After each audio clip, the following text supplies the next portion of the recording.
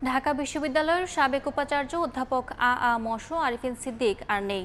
বড় ধরনের স্ট্রোক করে 1 সপ্তাহ লাইফ সাপোর্টে থেকে রাজধানীর একটি হাসপাতালে মারা যান তিনি। তার বয়স হয়েছিল 71 বছর। ইব্রাহিম কার্ডিয়াক হাসপাতালে জীবন মৃত্যুর সন্ধিক্ষণে থাকা গণযোগাযোগ ও সাংবাদিকতা বিভাগের সাবেক শিক্ষক আরিফিন সিদ্দিক বৃহস্পতিবার রাত 10টা 40 মিনিটের দিকে শেষ নিঃশ্বাস ত্যাগ করেন। গেল 6 মার্চ ঢাকা ক্লাবে দাঁড়িয়ে কথা বলার সময় হঠাৎ পড়ে যান তিনি। এরপর থেকেই ইব্রাহিম কার্ডিয়াক হাসপাতালে চিকিৎসাধীন ছিলেন তিনি। গণযোগাযোগ ও সাংবাদিকতা বিভাগের সাবেক চেয়ারপারসন আরিফিন সিদ্দিককে 2009 সালে ঢাকা বিশ্ববিদ্যালয়ের 27তম উপাচার্য হিসেবে নিয়োগ দেওয়া হয়। 2017 সালে উপাচার্যের দায়িত্ব পালন শেষ করে আবারও বিভাগে ফেরেন তিনি। 2020 সালের জুনে বিশ্ববিদ্যালয়ের শিক্ষকতা থেকে অবসরে যান আরিফিন সিদ্দিক। তার মৃত্যুর খবরে হাসপাতালে ছুটে যান সহকর্মী, শিক্ষার্থী, সাংবাদিক ও বিভিন্ন শ্রেণী পেশার মানুষ। পরিবারের পক্ষ থেকে জানানো হয়েছে, বাদ জুমা ধানমন্ডি ঈদগাহ মসজিদে অধ্যাপক আরিফিন সিদ্দিকের জানাজা হবে। এরপর আজিমপুর কবরস্থানে দাফন করা হবে। উনি আজকে 10টা 45 মিনিটে ইব্রাহিম কার্ডিয়াক হাসপাতালে ইন্তেকাল করেছেন।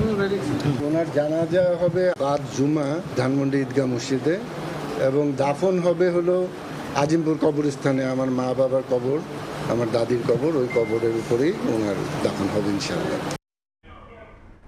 এই মুহূর্তে রাজধানীর ইব্রাহিম কার্ডিয়াক হাসপাতালে আছেন রিপোর্টার আলামিন তুষার। সরাসরি যাচ্ছি তার কাছে।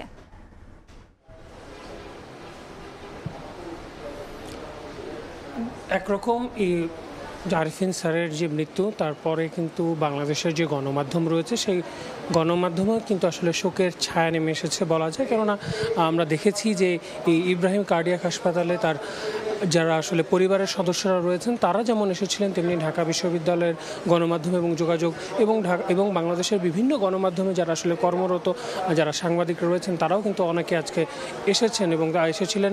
আমরা দেখেছি যে তারা প্রত্যেকেই স্যারের এই যে প্রণয়, সেখানে কিন্তু তাদের যেই অবস্থা সেটা কিন্তু তারা আসলে ব্যক্ত করেছেন। আমরা এখানকার যারা তারা ছিলেন আসলে তার শুভানুধ্যায়ী যারা ছিলেন তারা প্রত্যেকেই এসেছেন এবং খবর পাওয়ার সঙ্গে সঙ্গে যেমনটা বলছিলেন এখানকার যিনি কর্তব্যরত চিকিৎসকরা রয়েছেন এখানে উনি 4 থেকে 5 দিন ধরে কিন্তু যে সিসিইউতে ছিলেন এবং পরবর্তীতে আজ 11:15টার দিকেই কিন্তু আসলে তাকে মৃত বলে ঘোষণা করা হয়।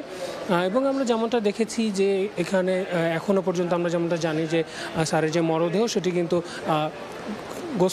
গোসলে পাঠানো হয়েছে এবং আমরা যেমনটা জানি যে আজকে এখানেই রাখা হবে। আগামীকাল সকালের দিকে হয়তো তাকে তার ধানমন্ডির বাসার দিকে নিয়ে যাওয়া হবে এবং সেখানে তার বাসার উল্টো পাশের একটি মসজিদে, বাইতুল আসি নামে একটি মসজিদ, সেই মসজিদে কিন্তু তাকে আসলে তার প্রথম জানাজা হবার একটি কথা রয়েছে। তবে সেই জানাজার সময়টা আমাদেরকে আসলে এখনও ওভাবে আসলে গণমাধ্যমে সবাইকে আসলে জানানো হয় না। তবে আনুমানিক পারিবারিক লোকজন যেমনটা আমাদেরকে বলেছেন আনুমানিক 11টার সময় আসলে সেই জানাজা হতে পারে।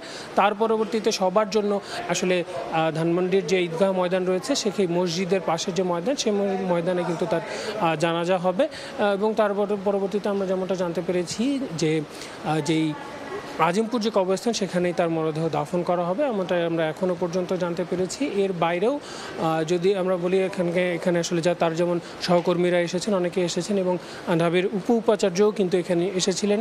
তিনিও আসলে ব্যক্তিগতভাবে যে তার যে বক্তব্য সেটি তিনি দিয়েছেন এবং তিনিও বলেছেন যে এখানকার কি অবস্থা সেটা সেই অনুযায়ী আসলে তিনিও তার বক্তব্য বলেছেন যে তিনি একজন ভালো সহকর্মীর হিসেবে তার কেমন ছিলেন সেই ব্যাপারগুলো তিনি বলেছেন। তবে ঢাকা বিশ্ববিদ্যালয়ে তার সম্মাননা বা এই ধরনের জায়গা থেকে সাবেক শিক্ষার্থীরা যারা রয়েছেন তারা অনেকেই স্যারকে জিজ্ঞেস করেছিলেন যে কি হবে না হবে। সেই জায়গা থেকে যদিও তিনি বলেছেন যে তিনি আসলে ব্যক্তিগতভাবে এসেছেন বিশ্ববিদ্যালয়ের পক্ষ থেকে, ওইভাবে কোনো ধরনের কিছু কিন্তু আসলে তিনি বলতে পারেননি। বিশ্ববিদ্যালয়ের কর্তৃপক্ষ যদি আসলে তেমনটা জানায় তো সেক্ষেত্রে পরবর্তীতে স্যারকে ঢাকা বিশ্ববিদ্যালয়ে সম্মাননার জন্য নেওয়া হবে কিনা সেটা আসলে পরবর্তীতে জানা যাবে।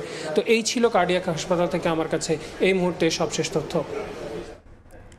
সরাসরি যুক্ত ছিলাম ইব্রাহিম কার্ডিয়াক হাসপাতাল থেকে।